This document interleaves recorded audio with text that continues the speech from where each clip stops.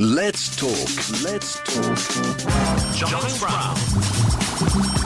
Let's talk. Quick time check. It is 21 minutes to the top of the hour, and in my book, nothing says the festive season than working your way through the Spanish tax system. Delighted to say, for the last time this year, hopefully, we've got Miguel Angel and Francisco in from Spence Clarke. Gentlemen, good morning to you. Good morning. Good morning. So, nice to be here. I'm amazed. I mean, this shows the dedication. Because this is the week when normally Spain has already gone on.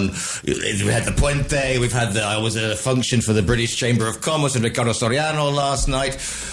So normally Spain is now shut until after the A's, but you guys are here. Yeah, absolutely. This is a Christmas period. Everybody is enjoying their Christmas lunch, festivities, parties. But as always happens, many people leave things until the last moment. Not only Spanish, but I think all nationalities. But it's good because the year end in Spain is 31st December, so it's very important to do some final arrangements to make sure that you start the year with full of confidence and everything sorted out and under control. This is why we are here until the last minute. So, I mean, we're looking. I mean, just the thing you want to do over your Christmas period, but it is important. So, these are measures you can take on this is individual, your personal income tax before the end of the year. Precisely. We normally, in December, we like having a chat to talk about any changes that the government makes as part of the annual budget. Unfortunately, this is the third year that we are not going to have an annual budget. So the tax changes that will take in effect from January 2026 are very little, 0 to nil. So if we're looking at the situation, if I've got private pension plans, the other social security systems, I mean, can I reduce income tax by... Exactly. We have decided to provide several simple tips to individuals who are residents in Spain so that they can make any arrangements to try to reduce their income tax bill for 2025 when they have to file the income tax declaration in 2026. We will publish everything in our website. We will put an article, so we are going just straight to the point. Sure. For example, the typical one is personal payment pension plan contributions. You can make contributions to your personal pension plan, typical one that you have with your bank or others. And there is a general exemption up to 1,500 euros of your contribution that you make. Additional contribution. Yeah, exactly. So you've got your contribution that you're putting in, and this is a one-off. Exactly. Yeah. 1,500 euros is a full reduction in your taxable base. And also, if you receive pension contributions from your employer, it can be up to another 8,500 euros. So you have a 10,000 euro pot that you can use to reduce your taxable base when filing your tax declaration. Therefore, if you have the money, if you have that need, you can just go to your bank, go to your pension provider and make that contribution. Happy days. And so when should you be thinking of doing this? Obviously, before the when is the time? I mean, the timing presumably is essential. Exactly. This is not pro rata or anything. Anything that you have contributed up to 31st December is valid for that. Even if you go on the last day of the year, go to your bank and say, I want to contribute another 1,500 euros, it will work. Happy days. So, how does this reduction then? How does the reduction work? Well, this is the good point about that. The main advantage is that all these contributions directly reduce your overall tax base. I mean, that translates into effective savings depending on your personal or marginal tax rate. To give you an example, a contribution of 1,500 euros can save you between 300 euros and 700 euros, depending on your income tax bracket. Remember, the less net income you declare, the less taxes you suffer. So every little helps, believe me. The less tax that you suffer. Yeah. So, but I mean, we're talking if my company is doing well, but what if I haven't had such a good year? I mean, is there anything I can possibly do before the 31st of December? There are other things, perhaps not for everyone, but it's important to put that into the picture, and it's to do with capital gains and capital losses. Capital gains happens when you sell something, an asset, you sell shares, you sell any other things. And if you have capital losses, you have up to 4 years to offset those against future capital gains. So you are not losing any money about that. If you have capital gains, you obviously have to pay those in the same year that you have made that gain, no? But when you have a situation, having a look at your portfolio of assets, that you have a capital gain, for example, for having sold a property, and you check in your savings plans on your portfolio of assets that you have several shares that have lost in value, and you know that they are not going to increase in value in the medium to long term, why not selling them? You make some capital losses, and then you offset that capital gain against those losses. So then you can play with those figures from a tax, but also from a financial point of view. So you may have made a loss, but actually, when it comes to the tax, this is almost like a gain. Exactly. If you have made a capital loss with your property, and you have 4 years to settle that against future capital gains. But in the same case, or the contrary case, if you have several shares that you have made a nice profit, and you expect that those shares are not going to go up substantially in value, okay, let's deal with those sales, crystallize that capital gain that will be cleared against the capital loss on, for example, the sale of your property. Mm-hmm. Happy days, you balance one to the other and pay less taxes. So that's sort of how it works then? I mean, is this how it works? Yeah, this is exactly how it works. Basically, comparing your different investments, see how they are merging, and then offset one to the others. Everything, again, until 31st December. Remember that in Spain, we do not have any concept of partial time residency or anything. Those who are tax residents in Spain have to declare their worldwide income from the 1st of January until the 31st of December. That's it.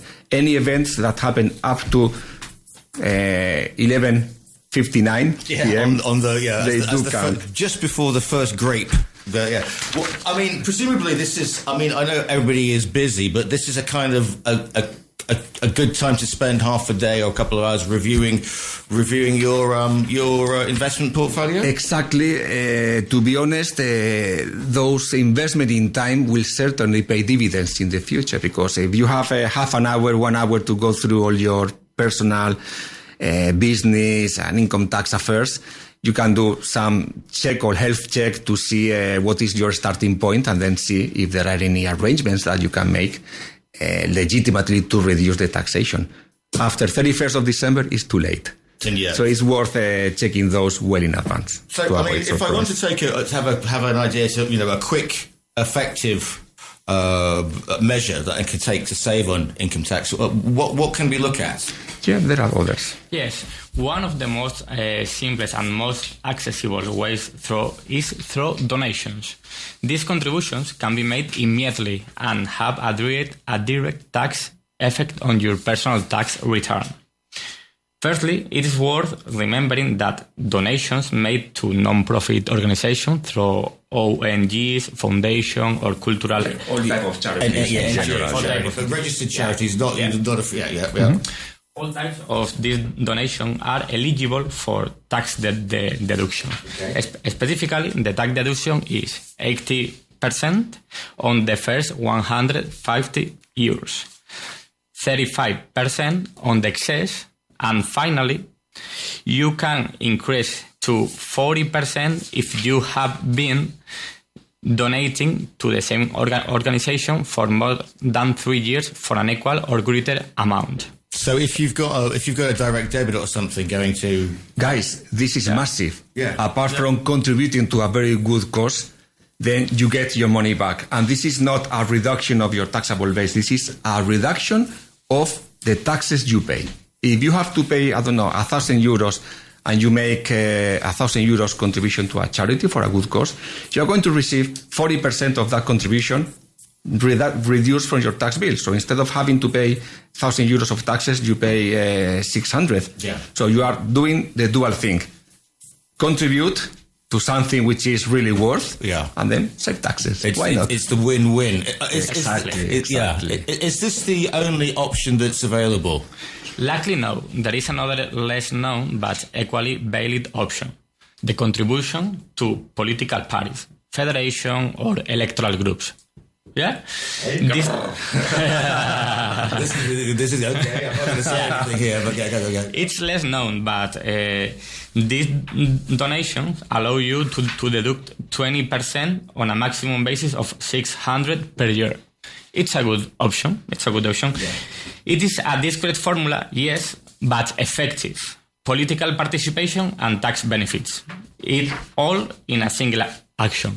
Okay, so that's an interesting one. So if you want to help your local political party and get a slap on the back from and a photo with the alcalde, but that is again 20% on up to six on exactly. It has a limit, but again you are making contributions. That's a really interesting one. Yeah, it is because those are the sort of things that we are not always interested of, but in reality, they also are there in the system, so why not? And it's a flat rate to all political parties. Yeah, there's not a change if you no, it is. I'm just thinking here. It is not more depending on the political party. Yeah, okay, maybe next year. Right. Any other measures we can look at to take immediately before the 31st? Well, self-employed. There are some of them. They have a self-employed pension plan contribution. These are for self-employed, but at the end of the day, it's the same.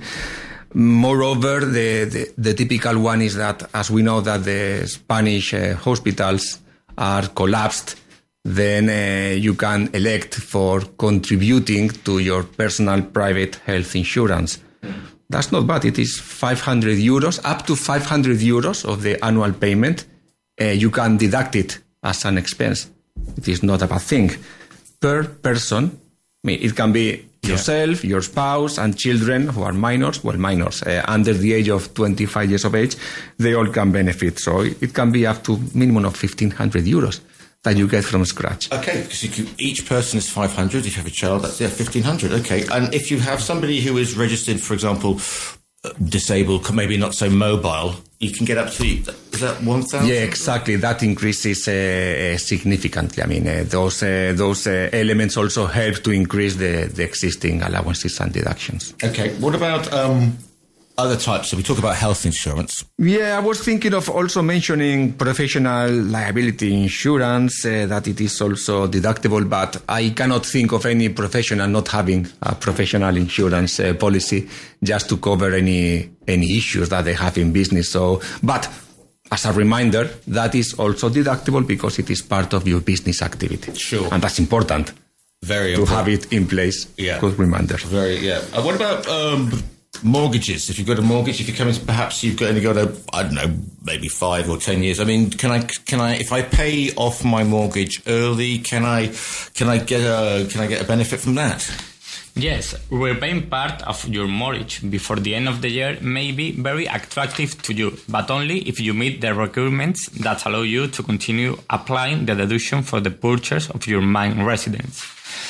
As this deduction was eliminated in 2013 for new purchases and is only maintained for those who were already applying it previously. Okay. So, presumably, there are some conditions that apply? Obviously. Always. That is Spain, yes. Yeah.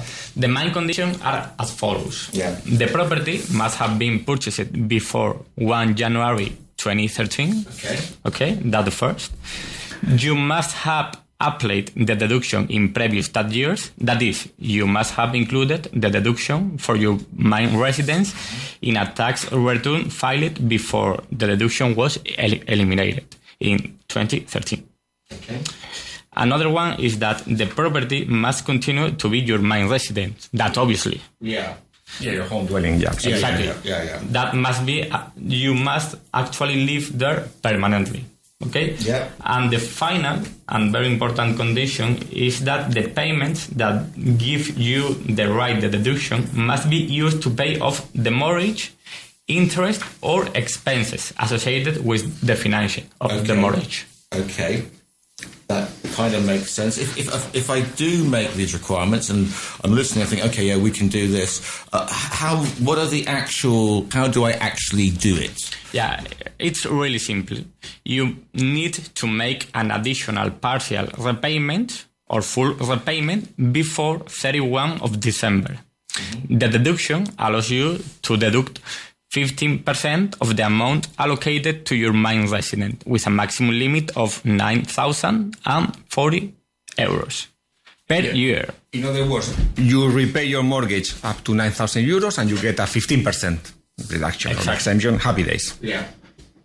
Therefore, if the installment you have paid along the year do not reach this limit, an extraordinary contribution can help you to take advantage. Exactly. Right, so this is up to the limit. Yeah. Okay. This is the accumulated amount up to 9,000 euros, which is what you can deduct. Okay, and this is, you just go to the bank, or, I mean... the operation is so simple. Just ask the bank for a partial repayment of the capital and make sure it's recorded before the end of the year. Okay. From the bank. Also, I mean, there's been a lot of talk about electric vehicles, changing a car. Is that a tax? Can I write that off? Tell me, what are the... I know the subject. You know the I've got an electric car, for the good and for the bad. The bad thing is that there are not enough recharges. I cannot go to Madrid, for example. I hardly can go to Malaga or to Nerja and then get back. Plan your route. Yeah, exactly. Yeah. No, but it's good apart from saving a lot of money in petrol and electricity. If you have your charger at home, it's a huge, massive saving cash flow wise. But then there are incentives made by the government. I mean, you can deduct 15% of the purchase price of an electric vehicle. Up to 15%, up to 20,000 euros. If you purchase a vehicle up to 20,000 euros, you immediately have a tax saving of 3,000 euros in your income tax bill. Ojo, siempre. However. Yeah. Yes, there is always a however. Yeah. Again, the car has to be purchased before 31st December and it has to be registered before 31st of December. It can be fully electric vehicles, plug-in hybrids, that's it, and purchased by individuals. Okay, not companies. Yeah, all right. No companies. The charging points, I mean your wall box that you can put in your garage, you can put at home, what is called a home charging point. It also has a separate or an additional 15% deduction for the infrastructure to purchase that, do the installation, etc. Oh, so you can take off some of the installation costs as well with getting that installed. We've only got 4 minutes, so just quickly, December, good month for prices? Is this the best time to because dealers obviously are going to be having to hit their sales targets? Yeah, well, it is because all the car dealers are very pushy in terms of selling all the cars that they said that they were going to sell during the year, so they can give you very good offers. So if you are literally deciding to change your car, go to several car dealers, they will give you a very good price. And also because we are in Andalusia, though obviously other regions are available.